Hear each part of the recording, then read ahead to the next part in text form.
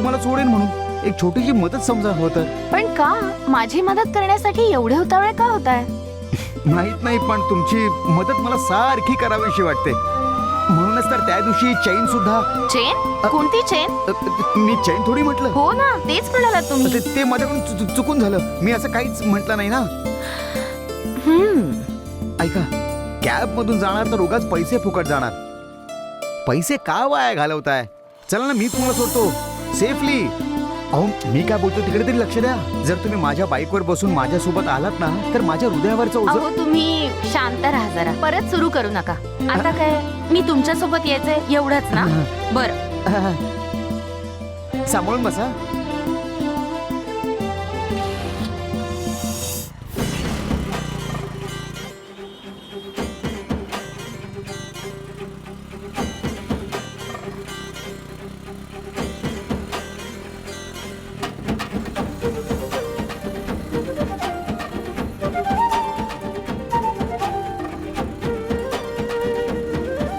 सांभाळून बसा आणि घट्ट पकडा मला.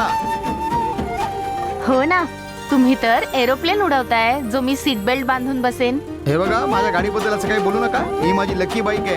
अहो खूप फिरलोय मी हिच्यावरून. या खटाऱ्या मागे गोष्ट आहेच का? असं का म्हणताय? खटारा असली तरी माझ्या हृदयाजवळची आहे ती. नव्या गोष्टीत तो आपलेपणा कुठे? बघा, तिथे नवीन नवीन मोठमोठ्या बिल्डिंग बनतात. मग एक भूकंप आला की सगळं जमीनदोस्त. सर्व नवीन गोष्टी एका झटक्यात नाहीशी होतात. काय रे, एवढं निगेटिव्ह का बोलतोयस? मी तर फक्त फॅक्ट सांगितलंय तुम्हाला. या शहरात भूकंप येण्याचे जबरदस्त चान्सेस आहेत असं स्टॅटिस्टिक्स सांगतं. का तुमच्या शहरात कधी भूकंप येणार नाही का? काय बोलताय तुम्ही? आमच्या इथे जोराचा वारा आला तरी छप्पर उडून जातं. भूकंपाला आला तिकडे लाज वाटेल. आता तर तुमची नोकरी इथे फिक्स झालीये ना, मग तुम्ही इथेच सेटल का नाही होत? कोण मी? आणि इथे सेटल होऊ? किती झालं तरी माझं घरच माझ्यासाठी स्वर्ग आहे. या शहराला तर श्रीमंतांनी बर्बाद करून टाकलेलं आहे हो. का तुम्हाला श्रीमंत लोक आवडत नाहीत का? तसं काही नाही, पण जे लोक पैशांचा माज करतात ना ती लोक मला आवडत नाही. ओ, तुमच्याकडे पैसे आले तर तुम्ही तसेच व्हाल ना? तुम्ही पण ना खूप मस्करी करता. मी पैशांच्या मागे कधीच पळत नाही हो. उगाच टेपा मारू नका. अहो मी खरंच सांगतोय तुम्हाला. मला सांगा ना, मन आणि पैसा यांचं नातं कसं जुळेल? तुम्हीच सांगा ना. माझ्या गरजेपुरता पैसा असला, अहो तेवढा मला जगण्यासाठी पुरेसा आहे. I am happy. जितकं मला माहिती आहे ना, ज्यांच्याकडे अगणित पैसा असतो ना त्यांच्याकडे ना आयुष्यात कधीच शांतता नसते. आणि या जगातली सगळ्यात मोठी गरिबी तर तीच तर आहे. मला श्रीमंत व्हायचं नाहीये हो. तसा श्रीमंत होण्यापेक्षा मी माझं सुखी आयुष्य जगेन.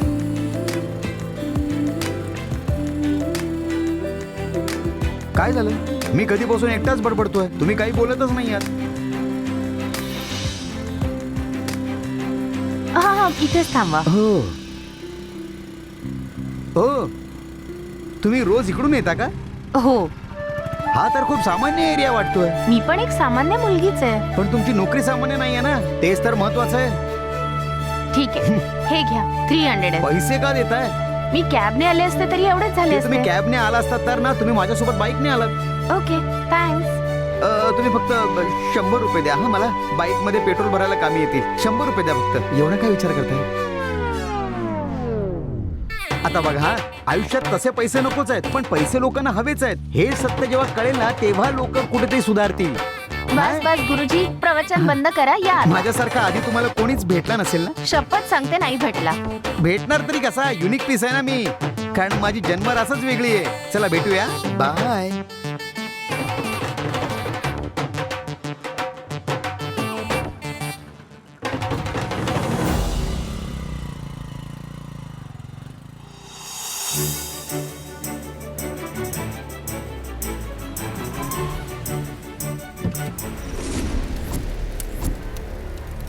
एवढ्या मोठ्या शहरात मी त्या एका आत्म्याला कसा शोधणार माते?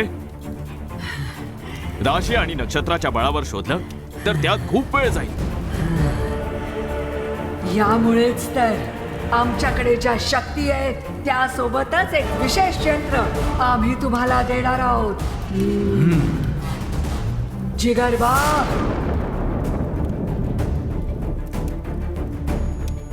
सांभा, ही जी शक्ती आहे ती वायूला ताब्यात आणणारी शक्ती आहे. ही योग्य वेळी तुझ्या नक्की कामी येईल. सांबा, मी तुला अग्नीला ताब्यात आणण्याची शक्ती देतो. ही जी शक्ती आहे त्यामुळे एक छोटा सैतान नेहमी तुझ्या सोबत असेल. सांबा, तू ही अंगठी धारण कर. जेव्हा पण तू कोणत्या संकटात अडकशील तेव्हा हे गरुडन येऊन तुझी मदत करेल. हे घे.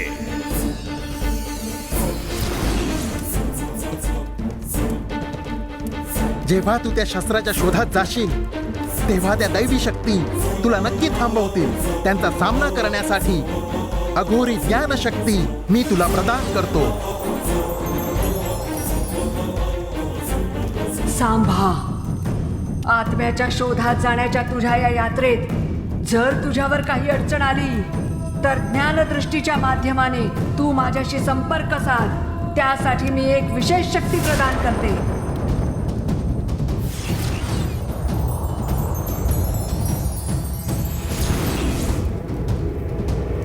आणि या सगळ्यांसोबत जे यंत्र मी तुला त्या आत्म्याला ओळखण्यासाठी देणार आहे, हे आहे ते अघोर यंत्र.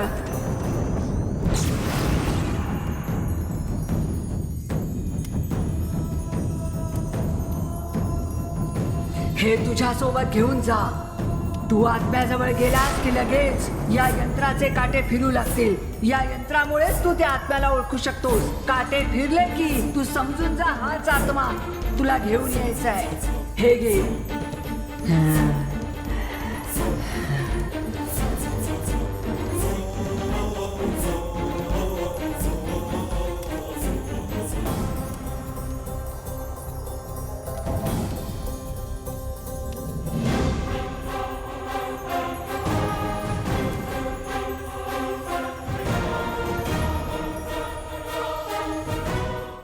काही झालं तरी हे हरवू नकोस.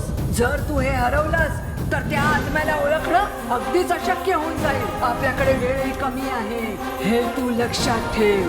मला कळतंय माते. आता मी बघतो की तो आत्मा माझ्यापासून आणखी किती दूर राहत होते. मी हे कार्य लवकरच पूर्ण करून परत येतो. ठीक आहे.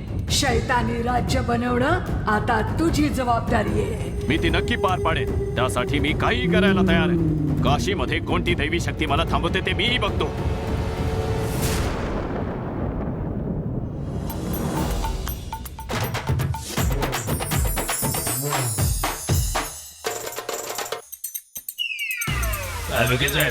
असं ऐकलं की त्या मिठाईवाल्याची कंप्लेंट केली तुम्ही. मग बेकायदेशीरपणे दुकान वाढवलं तर सोडणार काय त्याला? जास्त कायदेशीर बोलू नको.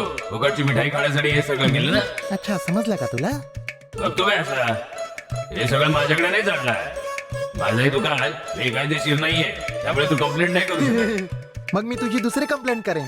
फूड डिपार्टमेंटला कॉल करून चहा पावडरच्या जागी चिंचेच्या बियांचे तुकडे टाकतोस असं सांगितलं तर तुझं दुकान बंद होईल. अरे भाई, तू पैसे नको ना देऊ. चहा पिऊन जागा खाली कर. या वकील वरदराजांसोबत पंगा घेऊ नका असं सांगितलं तरी कोणी ऐकत नाही. कळतच नाही. निर्मला जरा थांब ना. निर्मला प्लीज मला समजून घे ना. निर्मला प्लीज माझं ऐकून घे ना. निर्मला प्लीज जरा थांब ना. प्लीज निर्मला प्लीज निर्मला माझं ऐकून घे. बघ, रस्त्यावर उगाच तमाशा करू नको. जा बरं. तूच माझं म्हणणं समजून घेत नाहीयेस. निर्मला प्लीज निर्मला माझं ऐकून घे ना. एक मिनिट पास निर्मला झालं. प्लीज माझं म्हणणं तर ऐकून घे. आधी तू त्या ऑफिस मध्ये यायचीस, आता तेही सोडलंस. माझं ऐकून घे ना. काय ऐकून घेऊ? आधी तू निघ. मला इथे जर कोणी असं बघितलं ना तर खूप प्रॉब्लेम होईल. निर्मला माझं ऐकून घे ना. काय बाळा, कसा आहेस? आपण कोण? एवढ्या लवकर मला विसरला? काय बोलताय? चहा पिता पिता बोलू आपण. चल. ओळख ना पाळख असं कसं तुम्ही बोलताय? ओळखत नाही ना? मग चल ओळख वाढवूया. चल. अरे चल ना. सर तुम्ही कोण आहात? अरे काय एकच प्रश्न विचारतोस? चल बोललो ना. अरे बघतो काय, बस ना. हे ऐक, सरांसाठी एक कडक चहा घेऊन ये. घेऊन येतो. आधी हे सांगा तुम्ही कोण आहात? ते सोड. थोड्या वेळापूर्वी तुझ्या मुलीशी बोलत होतास ही कोण आहे? तुमचं प्रेम प्रकरण आहे का? हो सर, 4 वर्ष झाली आम्हाला. 4 वर्षांचं प्रेम, कमाल आहे. यात कमाल असण्यासारखं काय? 4 वर्ष झालीत पण सगळं कॉम्प्लिकेटेड आहे. चहा घे. 4 वर्ष तू त्या मुलीच्या मागे फिरतोय. मग आणखी काय करू सर? त्या मुलीला प्रपोज केला तर तिला फक्त मी आवडतो किंवा नाही आवडत एवढंच सांगायचंय, पण ती काही बोलायलाच तयार नाहीये. 4 वर्ष एका मुलीच्या मागे फुकट घालवलीस? अरे तिला सोडून दुसरी बघायची ना. असं नाही करू शकत sir. It's a true love. मी माझं अख्खं आयुष्य तिची वाट बघत काढू शकतो. माझं प्रेम फक्त त्या मुलीवरच आहे. मला असं वाटतं ना, त्या मुलीच्या घरी काहीतरी प्रॉब्लेम असलं पाहिजे. तुला असं का वाटतं? कारण की ती नेहमी म्हणत असते माझ्या घरातल्या कोणी पाहिलं तर प्रॉब्लेम होईल. याचा काय अर्थ असू शकतो? एकतर तिचे बाबा गुंड असू शकतात किंवा मग तिचा भाऊ गुंड असू शकतो. बेटर आहे ना, मी एक काम करतो सर. सरळ जाऊन आहे ना त्यांच्या समोरच बसतो आणि मग बोलतो. लगेच बोलायला पाहिजे. मग आताच बोल. सर तिचा बाप तुझ्या समोरच बसलाय, बोल ना. अरे अरे एवढा काय घाबरतोस? बस बस. अरे नाही तर बस सर. ना. अरे मीच त्या निर्मलाचा बाबा आहे. घाबरू नकोस तू. तू विचार करतोय तसा मी कोणी गुंड नाहीये. या शहरातल्या कोणत्याही दुकानात माझ्याबद्दल विचारून बघ. मी किती साधा सरळ आहे ते कळेल. I am sorry sir. तुमच्याबद्दल काहीच जाणून न घेता मी. अरे एवढा काय घाबरतोस? तुझं खरं प्रेम आहे ना, मग घाबरायचं काय? आता हे बघ, माझ्या मुलीचा पाठलाग करतो हे बघूनच तुला मी इथे आणलं. पण खरंच तू एक चांगला मुलगा आहे. सर म्हणजे तुम्ही माझ्यावर नाही ना रागवलात? मी रागवून काय करू? माझ्या मुलीला तू आवडला पाहिजेस ना. तेच सर तर कळत नाहीये ना. सर तुम्ही मला काही आयडिया देऊ शकाल का? हॅलो, अरे मी तिचा बाप आहे. Sorry sir. सॉरी. बरं बरं, घाबरू नकोस. हे बघ, आधी मी माझ्या मुलीशी बोलतो. मुलगा खूप चांगला आहे असं सांगून बघतो. ती ओके बोलली तर ठीक आहे. मग मी तुझ्या आई वडिलांशी सुद्धा बोलतो. मग आपण पुढचं बघू. सर माझा विश्वास बसत नाहीये सर. गेली 4 वर्ष तुमच्या मुलीचा पाठलाग करण्यापेक्षा तुमचा पाठलाग केला असता तर आतापर्यंत आमचं लग्न होऊन आमची मुलं पण झाली असती ना सर. प्रत्येक चांगल्या गोष्टीची एक योग्य वेळ असते, कळलं ना? Thank you very much sir. हे बघ, मी काय करतो, आधी माझ्या घरी बोलून आमचं काय ठरतं ते मी तुला सांगतो. ठीक आहे, चल येतो मी. ओके. ऐके, याच्या चहा सोबत माझ्या चहाचे सुद्धा याच्याकडूनच घे. दुल्हन तो जाएगी दिल है राजा के साथ. All the best sir. हे तू स्वतःलाच बोल.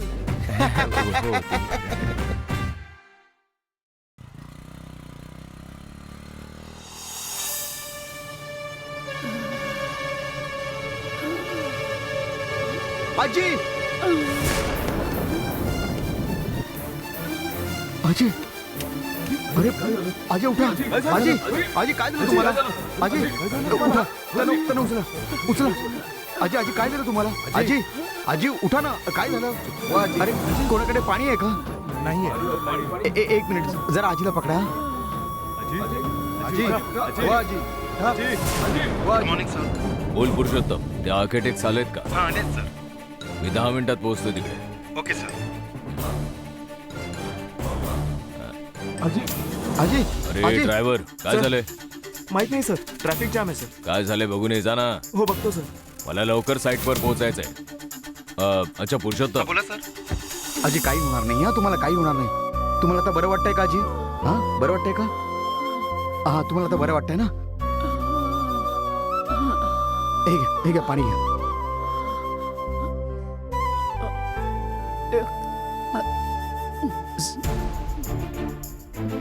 सावकाश. चला तुम्हाला मी हॉस्पिटलमध्ये घेऊन जातो. नाही बाळा, जराशी चक्कर आली होती. थोडा वेळ बसले की मला बरं वाटेल. ठीक आहे आजी. दादा जरा हे उचलून द्याल का? उचला, मी आजीला जरा बघतो. सर पुढे खूप गर्दी आहे सर. काय झालंय? एक म्हातारी बाई चक्कर येऊन पडली होती. एक मुलगा तिची मदत करतोय. भर रस्त्यात कसली सोशल सर्व्हिस करतोय? काही कामधंदे नाहीत वाटतंय ना. सावकाश. सांभाळून आजी. जरा बघून तुम्ही सांभाळून जा हा आजी.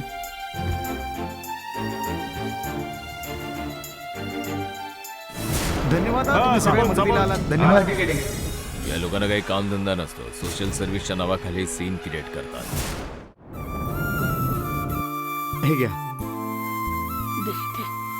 सांभाळून जा आजी आता. आयुष्यमान उन्हातून बाबा. चालू नका, सांभाळून जा तुम्ही.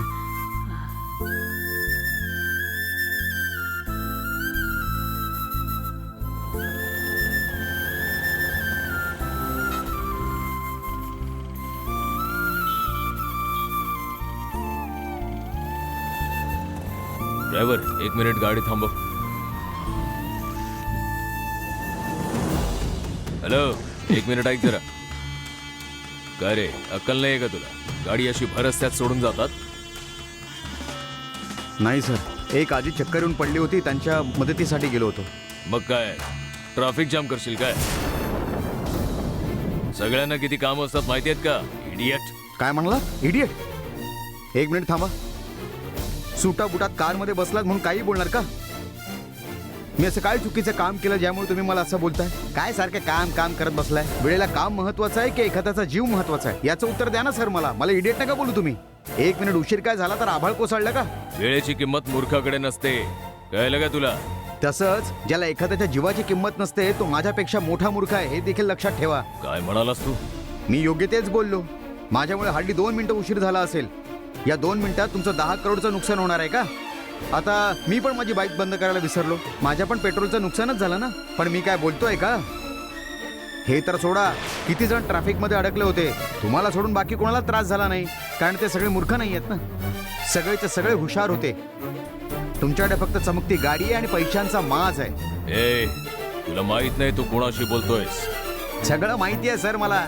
गरिबांची पर्वा न करणारे, फक्त एसी कारमधून फिरणारे श्रीमंत माजुरडे आहात. अशा ॲटिट्यूडने तुम्हाला सगळं काही मिळेल पण सुख नाही मिळणार सर. तुमच्याशी बोलून माझाच वेळ फुकट जातोय. जा तुमच्या कामाला जा. Bloody rascal. मला कुठेतरी पाहिल्यासारखं वाटतंय. परत कधीतरी भेटू दे मला. मग त्याला दाखवेन की मी कोण आहे ते. Idiot. ए, गाडी चालव.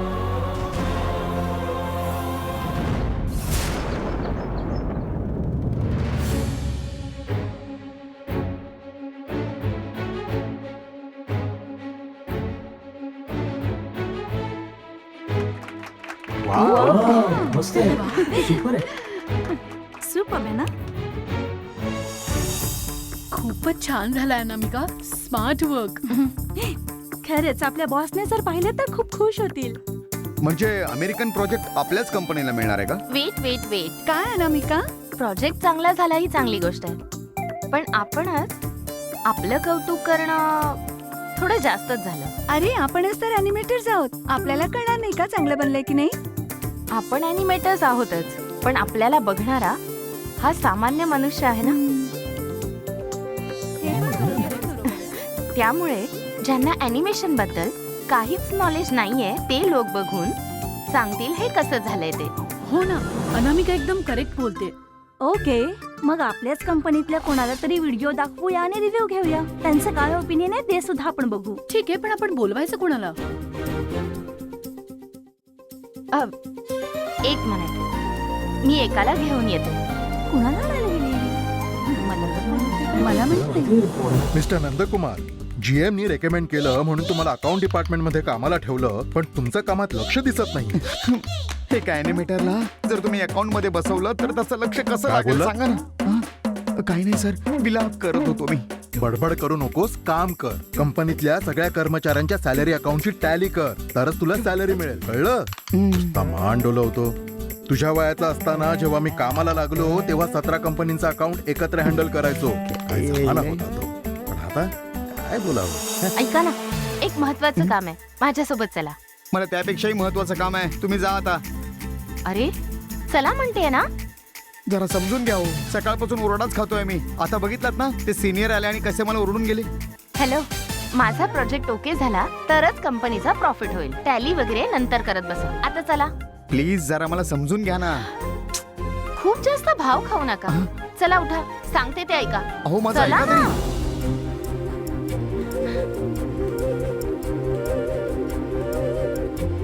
अहो ऐकून तरी घ्या, माझी खूप कामं पेंडिंग आहेत. ते तुम्ही नंतर करा हो. अहो माझं ऐका तरी. लवकर चला. हे काय? बॉस हिला घेऊन जातील असं वाटलं होतं, पण ही दुसऱ्याच मुलाला घेऊन जाते.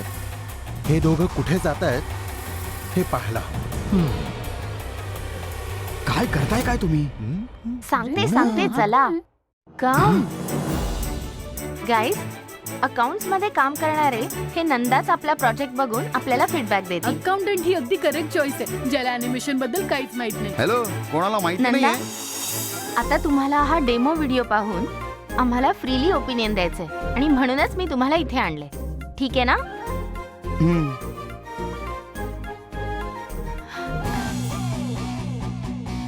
प्ले करा. हॅलो, आधी पॉज करा. हे काय करताय? काय चाललंय? कोणाला विचारून याला प्रिव्ह्यू रूमच्या आत घेऊन आला? हा एवढा कॉन्फिडेन्शियल प्रोजेक्ट असताना तुम्ही कोणाला याचे आत कसे काय घेऊन आला? मी तुमच्याशी बोलतोय, जरा उत्तर द्या. नाही, फक्त जनरल ओपिनियन मिळवण्यासाठी. ओपिनियन साठी? अॅनिमेशन बद्दलचं ओपिनियन देणारा हा कोण आहे? मला काहीच कळत नाहीये. हा एक साधा अकाउंटंट आहे. हा, जे काही करताय ते विचार करूनच करताय ना?